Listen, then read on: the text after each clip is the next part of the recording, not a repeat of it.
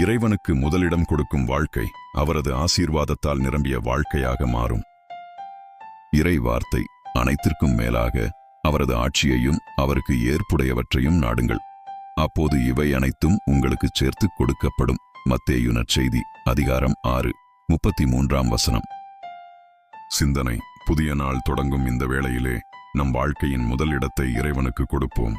உலகத்திலே பல தேவைகள் நம்மை சூழ்ந்திருந்தாலும் இறைவனை முதலில் தேடும் இதயம் ஒருபோதும் வெறுமையாகாது. நாம் அவரது திருவுளத்தின்படி வாழ முயற்சிக்கும் போது நமக்கு தேவையானதை சரியான நேரத்தில் அருள்வார். செபம்: அன்பான தந்தையே, இப்புதிய காலையை எனக்கு பரிசாக அளித்ததற்கு உமக்கு நன்றி கூறுகிறேன். இன்றைய நாளிலே எல்லாவற்றிற்கும் மேலாக உம்மையே நாடும் இதயத்தை எனக்கு தாரும். என் சிந்தனைகள் உமது வார்த்தையால் வழிநடத்தப்படட்டும். என் வார்த்தைகள் பிறருக்கு நம்பிக்கையையும் ஆறுதலையும் கொடுக்கட்டும். என் செயல்கள் உமது அன்பை உலகிற்கு வெளிப்படுத்தட்டும்.